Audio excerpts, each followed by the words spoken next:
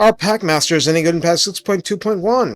It's good to go into these in detail because you barely have the right to be playing Modern Skaven without the Throt DLC, and the Packmasters bring so much value to your forces that you really need an idea of what they do and how to make the most of them.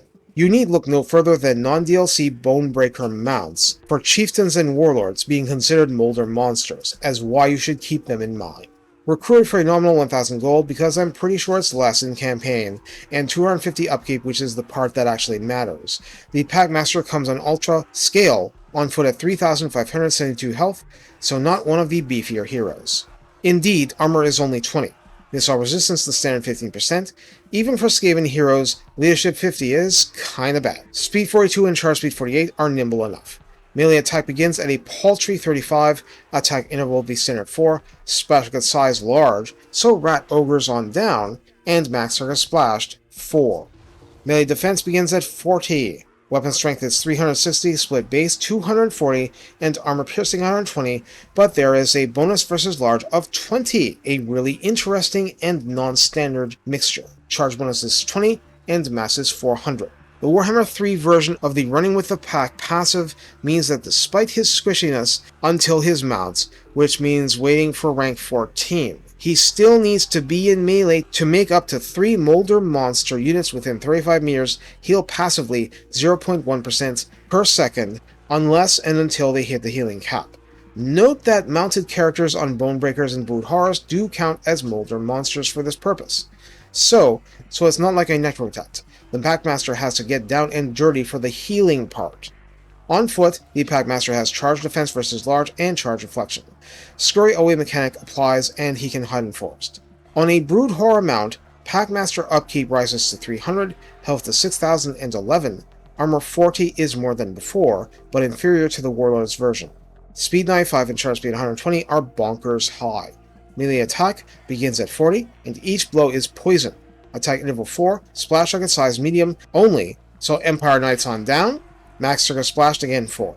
Melee defense of 30 is pretty weak. Weapon strength 375 is split base armor 25 and 250 armor piercing, so that part isn't inferior to others. Charge bonus is a mighty 65 and mass is 2000. In this form, the Packmaster is a siege attacker, causes fear and terror, has old school regeneration and old school 20% fire weakness, and has frenzy as the cherry on top, plus 10 melee attack and plus 10% weapon strength, and charge bonus while it lasts. Also immunity to psychology. Obviously this is a huge increase in speed and overall offensive potential, but it's still a relatively squishy character. Relative. In Warhammer 3, this is a scavenge hero, so increases the amount of post-battle loot because everyone loves money, even Skaven, at least for game purposes. The map passive is Stimulate Growth, and since you don't have other sources of this, keep this in mind for getting Hell Pit to tier 5 the hard way, and so on. Damage Building, Wound, and Hinder Replenishment are the agent actions, kind of meh, and Specialist reduces the cost of them. In the top tree, besides Sneaky and Tricksy for plus 10% missile or spell resistance, at rank 5 you can pick the first pip of Tide of Death and Tide of Pox, and you can take the other pip of them at rank 9. They are not mutually exclusive. You don't lock out anything. Very simply, each pip gives you one use of a 50 meter range, summons of a Wolf Rat pack, either vanilla version with magical attack and armor piercing and pretty low attack numbers, or the poison version with higher base attack and obviously poison. This means something a little different when you have a speed 95 mount to get in position to unleash them. For the main combat line, Tail Weapon is shared with many characters, instant plus 3 melee attack and plus 4% weapon strength. Tenacity is a quick plus 15% hit points at 3 pips. Thick-skinned is plus 15 armor at 3 pips, and I've emphasized multiple times how thin-skinned this hero is naturally.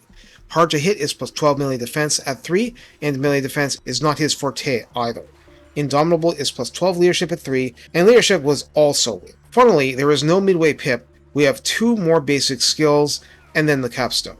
So you can pick your priorities quickly. Opportunist grants up to plus 15 charge bonus, mainly useful for maximizing the Brood Horror mount.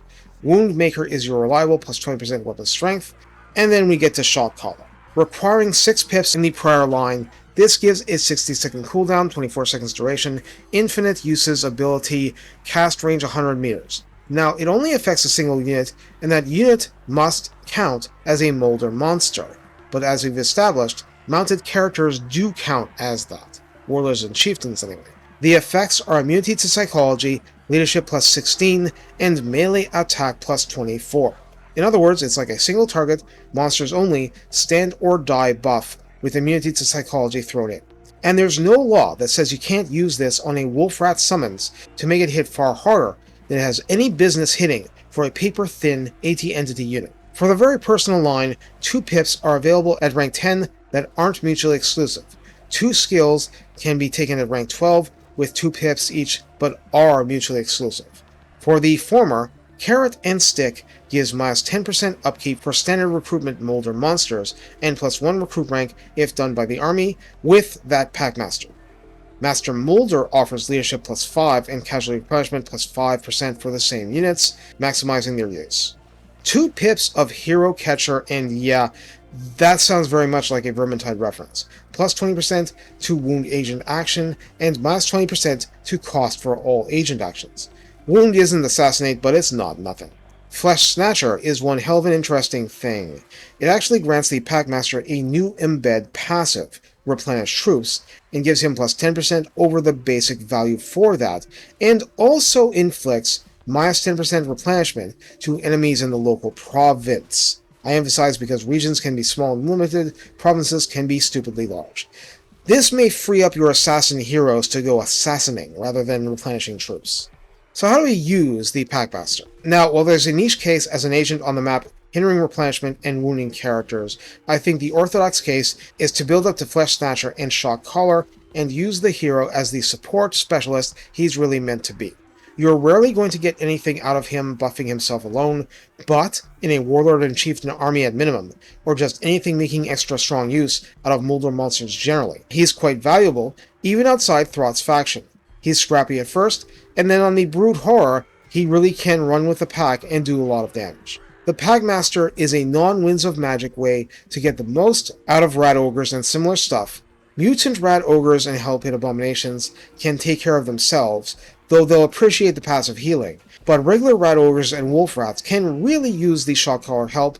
It's also a way to help rally single targets before they run off the battlefield, if you want them to fight again.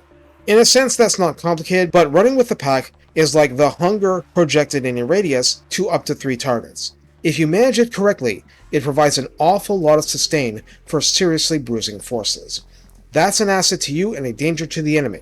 Expect enemy forces to want Packmasters dead ASAP. Frustrate that with hiding them within infantry blobs and so forth. The longer they hang around, the worse it is for the foe. At any rate, the Brood Horror is just plain strong, so in many tactical situations, the Packmaster isn't the runt of the litter anymore. Take care and have fun leading the Monster Mash.